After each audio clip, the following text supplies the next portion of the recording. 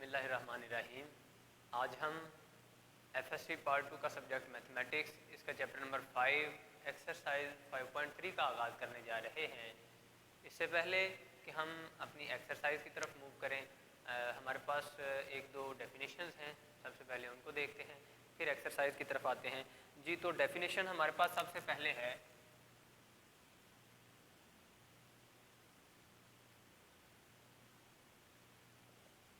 Objective function क्या होता है। जी, तो ऑब्जेक्टिव फंक्शन ऐसा फंक्शन होता है, अगर हम एक रियल लाइफ एग्जांपल लें तो वहाँ से हम देखते हैं कि जब हम मार्केट में जाते हैं तो वहाँ पे हमारा ऑब्जेक्टिव ये होता है कि हमने अपनी कॉस्ट को मिनिमाइज़ करना होता है। जबकि दूसरी तरफ अगर शॉपकीपर की बात की जाए जो मार्केट में बाज़ार के अंदर बैठा है, वो अपने जहन के अंदर ये बात सोच के बैठा होता है कि मैंने अपना जो प्रॉफिट है उसको मैक्सिमाइज करना होता है। तो इस तरह से हमारे जहन के अंदर वो एक फंक्शन वो बना हुआ होता है, और जो चीज़ें हमने मार्केट से ख़रीदनी हैं उनके तो अगेंस्ट हमारे पास जो डिफरेंट इनइक्वालिटीज़ जो है वो तो जनरेट होती चली जाएंगी, लेकिन हमारे जहन के अंदर एक ऐसा फंक्शन बना हुआ होता है जिस पर हम अपनी कॉस्ट को वो मिनिमाइज करना चाह रहे होते हैं, और जो शॉपकीपर बाज़ार के अंदर बैठा है वो अपने प्रॉफिट को मैक्सिमाइज करना चाह रहा होता है।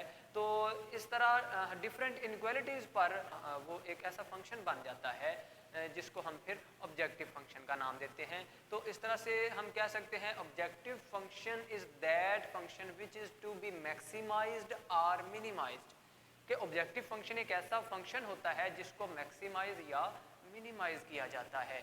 तो वो सॉल्यूशंस हमारे पास जो आप कभी अगर बाज़ार में गए होंगे तो आपने ये देखा होगा कि जो शॉपकीपर है वो ये सोच रहा होता है कि अगर आप ये चीज़ ना ख़रीदें, फ़लाँ चीज़ ख़रीद लें, तो वो चीज़ ना ख़रीदें, ये चीज़ ख़रीद लें, तो उसका प्रॉफिट जो है वो मैक्सिमाइज वहाँ पे हो जाएगा, उसका ऑब्जेक्टिव वहाँ पे पूरा हो जाएगा। लेकिन जब ये वो सोच रहा है कि ये चीज़ आप ना ख़रीदें, वो चीज़ ख़रीद लें, तो वहाँ उसके पास डिफरेंट सॉल्यूशंस जो हैं वो जनरेट हो रहे होते हैं।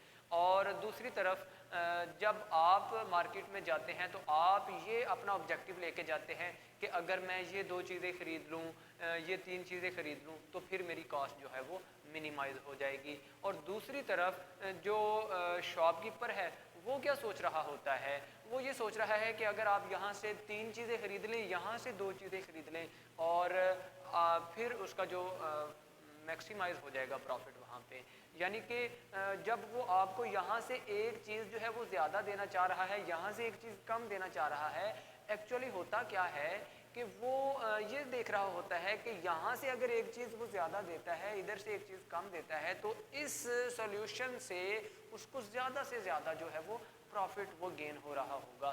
तो इसलिए वो इस बात को हिडन रखकर आपको वो चीज़ सेल करना चाह रहा होता है। तो वहाँ से आपके पास डिफरेंट जो है वो सॉल्यूशंस आते हैं। तो शॉपकीपर जो है वो अपना ऑब्जेक्टिव वो सोच रहा होता है, आप अपना वो एंगल से सोच रहे होते हैं, तो डिफरेंट एंगल से दोनों वो सोच रहे होते हैं। तो जहाँ पर एक सॉल्यूशन जो है वो जनरेट हो जाता है, उस सॉल्यूशन को फिर हम ऑप्टिमल सॉल्यूशन कहते हैं। तो ऑप्टिमल सॉल्यूशन क्या है?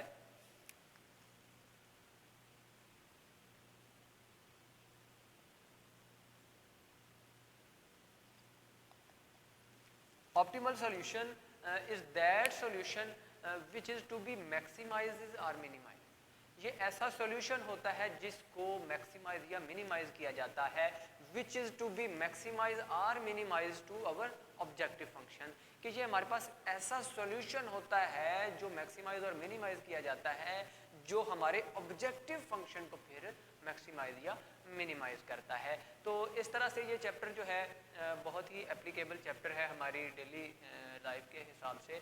तो आइए अब हम देखते हैं इसका क्वेश्चन नंबर 1 जो है उसमें हमने अपने फंक्शन को मैक्सिमाइज करना है, और डिफरेंट हमारे पास उसमें कॉन्स्टेंट्स जो हैं वो गिवन हैं। तो एक्सरसाइज 5.3 का first question,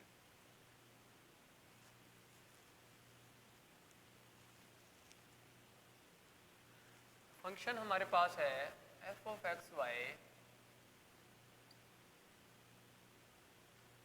2x plus 5y, और जो कॉन्स्टेंट्स गिवन हैं वो हमारे पास यूँ फर्स्ट कॉन्स्टेंट है, फिर सेकंड कॉन्स्टेंट हमारे पास दिया हुआ है ये, और इसी के साथ फिर हमें उसने मेंशन किया हुआ है x greater than 0, y greater than 0।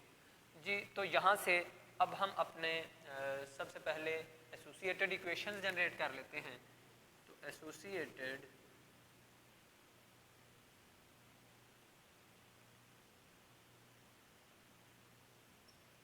Equations जो हमारे पास आ जाएंगी, यहाँ से 2y माइनस एक्स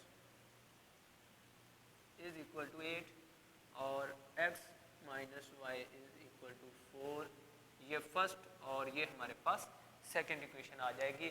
तो अब हम यहाँ से इसके जो हैं वो x इंटरसेप्ट और y इंटरसेप्ट और इसका टेस्टिंग पॉइंट जो है वो फाइंड आउट करते हैं। तो उसके लिए सबसे पहले हमारे पास एसोसिएटेड इक्वेशन आ जाएगी, यहाँ एसोसिएटेड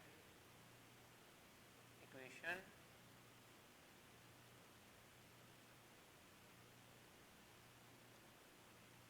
इसी के साथ यहाँ पे हमारे पास आ जाएगा x इंटरसेप्ट,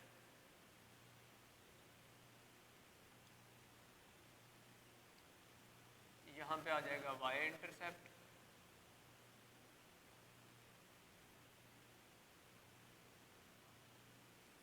और फिर इसी के साथ हमारे पास यहाँ आ जाएगा टेस्टिंग पॉइंट।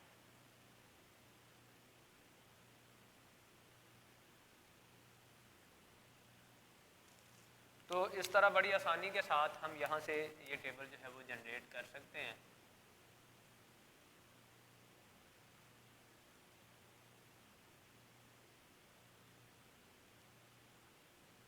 जी, एसोसिएटेड इक्वेशन फर्स्ट हमारे पास है 2y minus X is equal to 8 और सेकंड इक्वेशन है x minus Y is equal to 4। x intercept का मतलब है, हमने पढ़ा है कि यहाँ पे हमने y 0 रखना है, तो इसका जो सॉल्यूशन सेट होगा उसके अंदर y जो है वो 0 आ जाएगा। यहाँ y इंटरसेप्ट की बात करते हैं तो यहाँ पे x 0 होता है, तो यहाँ पे हमारे पास x 0 हो जाता है। और टेस्टिंग पॉइंट की बात करें तो यहाँ पे x और y हमने दोनों ही 0 पुट करने होते हैं।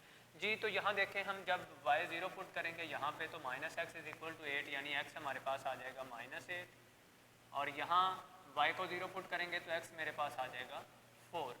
फिर यहाँ पे x 0 पुट करेंगे तो यहाँ से y आ जाएगा मेरे पास 4, यहाँ पे x 0 पुट करेंगे तो यहाँ से y मेरे पास आ जाएगा -4।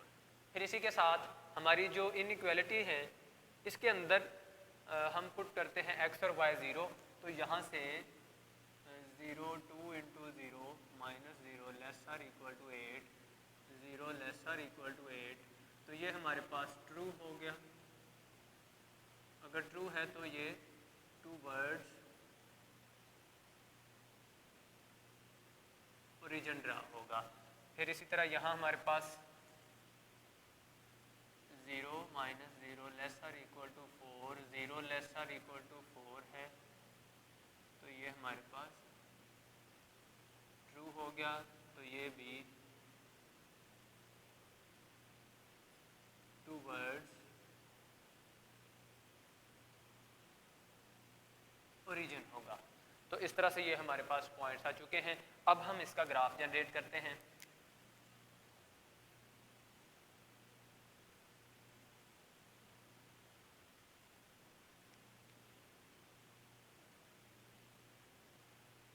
ये x एक्सिस, ये y axis, x axis negative, y axis negative, और यहाँ से मैंने देखा तो मेरे पास जो पॉइंट्स हैं वो कुछ इस तरह से हैं।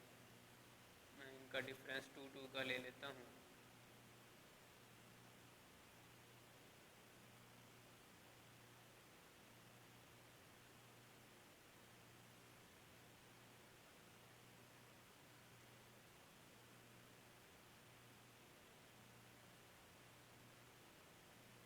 मेरे पास 2 4 6 8 10, 2 4 6 8 10, ये -2 -4 -4 -6 -8 -10, यहाँ से भी -2 -4 -6 -8 और -10। जी तो अब हमारे पास जो फर्स्ट है सॉल्यूशन -8 0, x -8 तो y 0 यहाँ पे आ जाएगा, इस पे लिख देते हैं -8 0, फिर 0 4, x 0 तो y 4, यहाँ पे हमारे पास है x 0 तो y 4 है।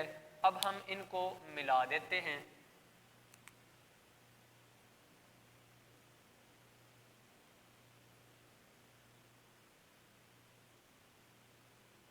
ये हमारी फर्स्ट इक्वेशन है और फर्स्ट इनइक्वालिटी हमारे पास जो है 2y - x laser equal to 8। अब हम अपनी सेकंड इक्वेशन देखते हैं। यहाँ से हमारे पास आया 4 0, x 4 तो y 0 हमारे पास,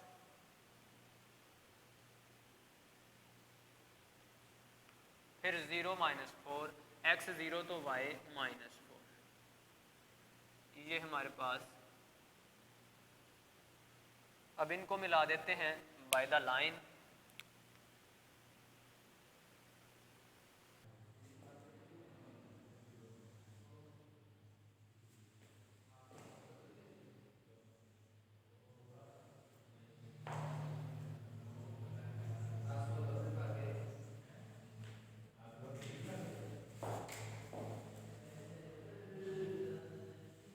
है ये हम अपने लास्ट लेक्चर में पढ़ चुके हैं। तो यहाँ पे हमने जो एरिया शेड करना है वो इसका फर्स्ट क्वाड्रेंट का रीजन हमने शेड करना है, और ये जो हमारे पास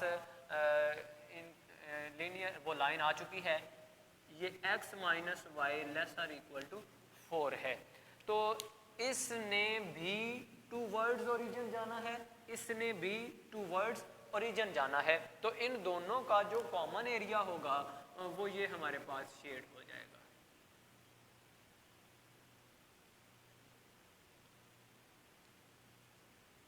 ठीक है जी। तो यहाँ से हमारे पास जो है वो कॉर्नर पॉइंट कौन कौन से होंगे। कॉर्नर पॉइंट के लिए हमारे पास एक पॉइंट 4 0 का, दूसरा पॉइंट 0 0 का, फिर 0 4। तो यहाँ से लिखते हैं कॉर्नर पॉइंट्स और कॉर्नर पॉइंट्स हमारे पास 4 0, फिर हमारे पास 0 0 0 4,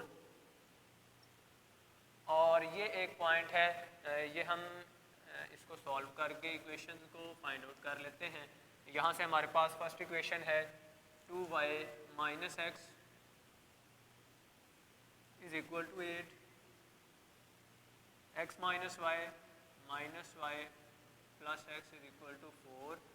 यहाँ से मेरे पास x cancel, y is equal to आ जाएगा 12, और y की वैल्यू यहाँ पुट करते हैं तो x - 12 इज इक्वल टू 4। यहाँ से मेरे पास आ जाएगा 4 + 12 इज इक्वल टू 16, x मेरे पास आ जाएगा 16। तो यहाँ से मेरे पास ये आ गया 16 और 12, ये मेरे पास कॉर्नर पॉइंट्स आ चुके हैं। तो अब मैंने इन कॉर्नर पॉइंट्स, ये जो सॉल्यूशंस हमारे पास आ चुके हैं, इनमें से देखना है कि मेरा फंक्शन जो है वो किस सॉल्यूशन पर जो है वो मैक्सिमाइज होगा।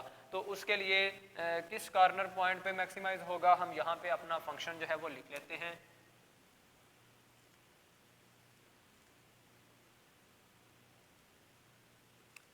f(x, y) is equal to हमारे पास है 2x + 5y। तो सबसे पहले हमारे पास कॉर्नर पॉइंट है 4 0, यहाँ पे पुट करते हैं 4 0, 2 × 4 5 × 0, यहाँ से मेरे पास आ जाएगा 8। फिर यहाँ से f(0 0), 2 × 0 + 5 × 0, तो यहाँ से 0 आ जाएगा। 0 4, 2 × 0 + 5 × 4 इज इक्वल टू 20। फिर f(16 12), तो यहाँ से 2 × 16 और 5 × 12, तो यहाँ से मेरे पास 32 प्लस 60 92 आ जाएगा। तो यहाँ से मैंने देखा कि ये मेरे पास कॉर्नर पॉइंट 16 और 12 ये मेरे पास एक ऐसा पॉइंट है जिस पर मेरा फंक्शन जो है वो मैक्सिमाइज है। तो यहाँ पे मैं लिख दूंगा f ऑफ एक्स वाई